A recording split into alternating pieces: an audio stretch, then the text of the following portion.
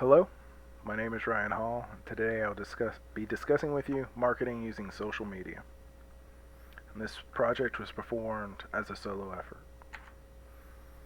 We'll begin with discussing the company MakerBot. They implemented the MakerBot's Replicator series, which is the first real desktop 3D printer which you could take out of the box, assemble, and start making items. The mission for the company was to take what was formerly only industrial technology and put it in every home and school in the world eventually. Uh, they Once the patents ran out of the industrial technology, they were able to make a cost affordable desktop 3D printer. It was based on open source firmware, and even the initial machine was open source hardware, and a lot of their research and development came from the community. Several of the modifications, the suggested improvements, and software changes came from it being open source, the forums, different video reviews, and video how-to videos on making those mods.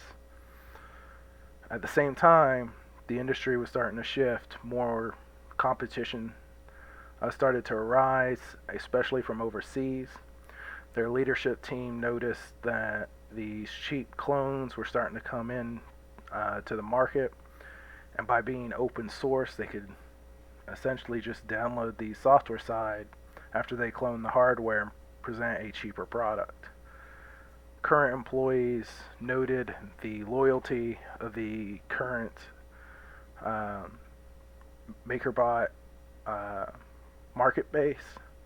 They also stated how the consumers are helping with the research and development, and that currently MakerBot was able to stay weeks ahead of the competition, which may not seem like a lot, but their sales continuously showed growth, and the customer loyalty was at an all-time high. The new leadership team, however, was able to put enough pressure for the company to seek patents and go closed source. There was a public outcry, however, the company ignored it. Since then, the MakerBot Replicator series is nearly non-existent in the home hobbyist and enthusiast market, and even though it's widely known, is very rarely purchased. And since then, the company has went through large losses, that's several restructurings, and went through multiple CEOs. Creality, on the other hand, was faced with a similar situation. Creality gained rise with the implementation of the Creality CR10 line, the first large format affordable 3D printer for desktops. They are a Chinese company, and the community loved this printer. This printer was actually sold out and back ordered for months at a time. Then a social media post initially arose about a general public license violation, in which they claim that Creality took something that was open source for a firmware, made a few modifications, and then marketed it as a closed source unique package. Public had a similar outcry as with MakerBot. Several reviewers on YouTube, several Reddit posts and followers, and several stores stopped endorsing the product, pulled all reviews, and actually made counter videos how they were essentially disgusted with the brand. Creality was very quick to react. They implemented a social CRM strategy, or customer relationship management strategy. They hired Naomi Wu, and she was a community advocate, and she also now supports an interface on social media between Creality as a company and the consumer base to bring the wants and needs of the community back to the company's R&D department. And even current lines of their printers are now being sent out with improvements based on what the community say they want, real time for no extra cost.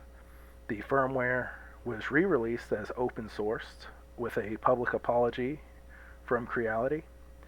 And since then, the loyalty for the firm has skyrocketed.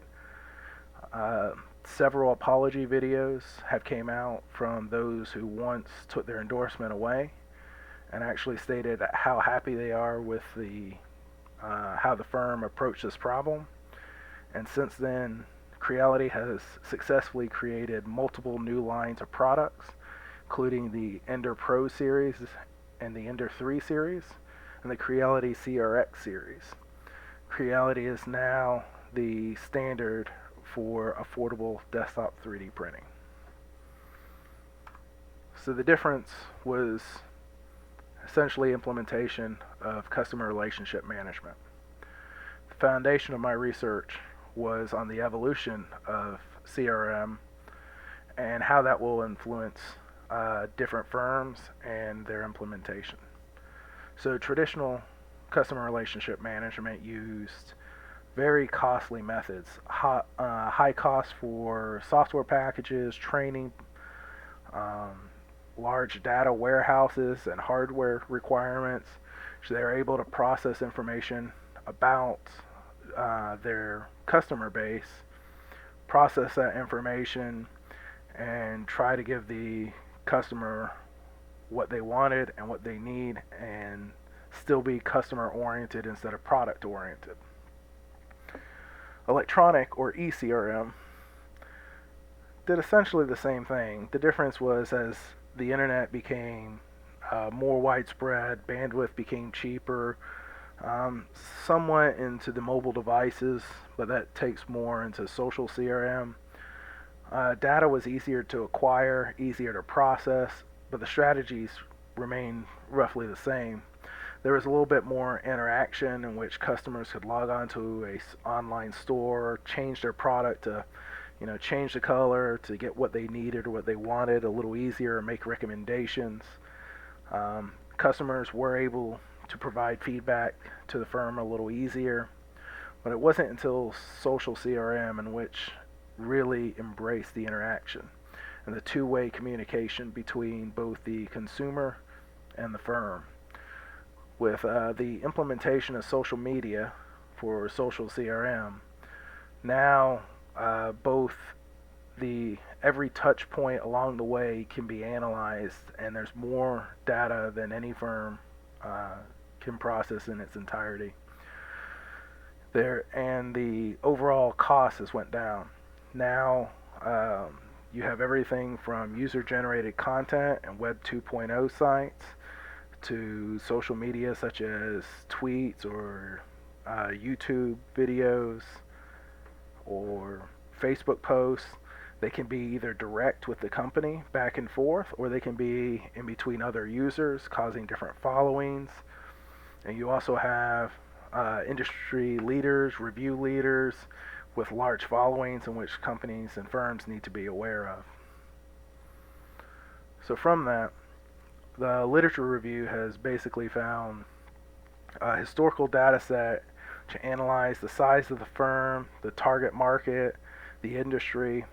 They had multiple different aspects of each that they have data supporting, how to counter negative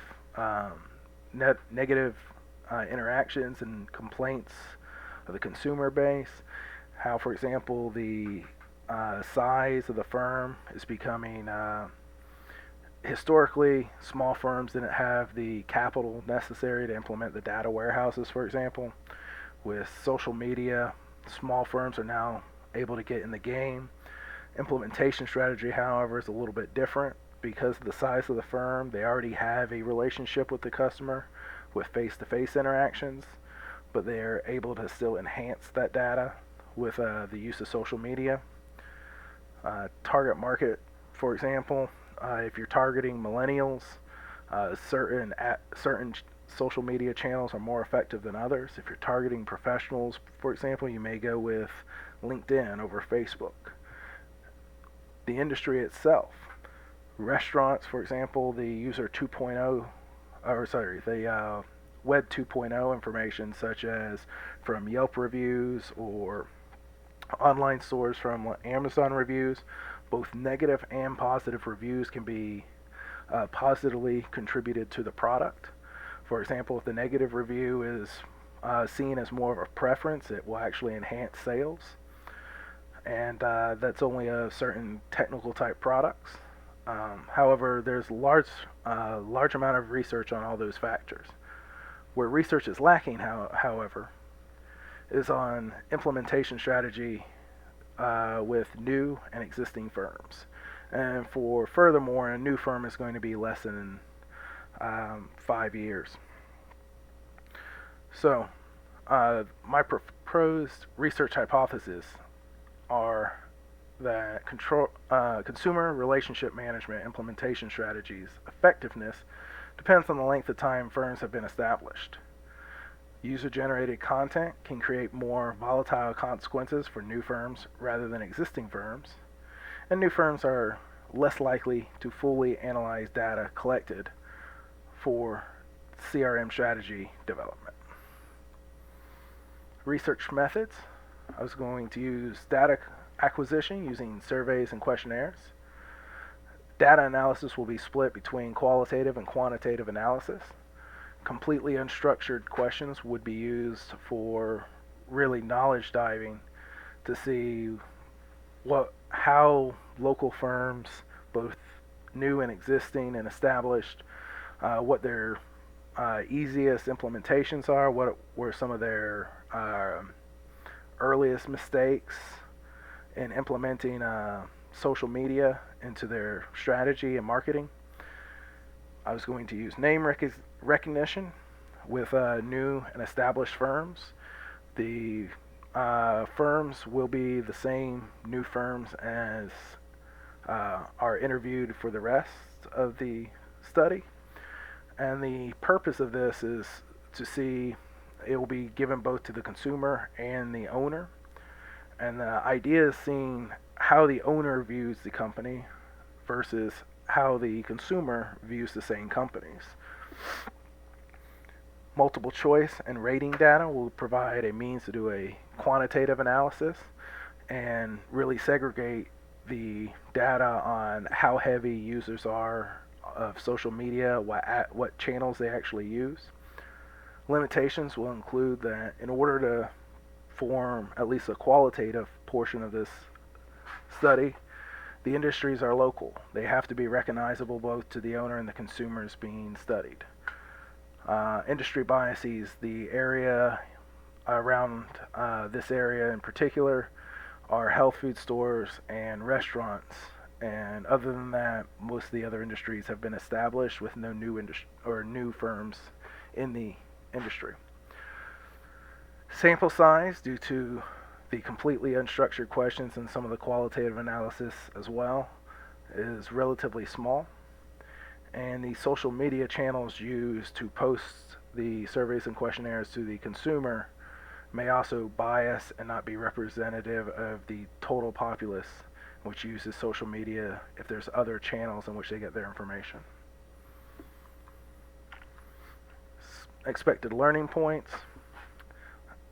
The research study is really expected to come out with several common mistakes and success strategies for implementing social media into their CRM strategies of new and existing firms. These strategies are aimed to be analyzed and the differences between new and existing firms highlighted and more in-depth analysis to be performed. The software packages and what type of data is really being analyzed between new and existing firms is expected to be different, and those differences are to be examined. Using this information, an implementation strategy will be presented as a managerial implementation, and any error precursors and counter strategy for warding off the potentially uh, viral negative consequences of a negative post will be also presented based on information provided in the research study. So in conclusion, social CRM, the barriers are being lowered due to new technology, and CRM is constantly changing just as the internet and communication technologies are constantly changing, and firms need to adjust to stay competitive. CRM strategies and benefits vary based on several different factors, several of which were pointed out in the literature review, and the proposed difference of the age of the firm is presented in this study. And currently there's little to no research on how the age of a firm should affect its implementation of social media in their customer relationship management strategy. Thank you, and that concludes this presentation.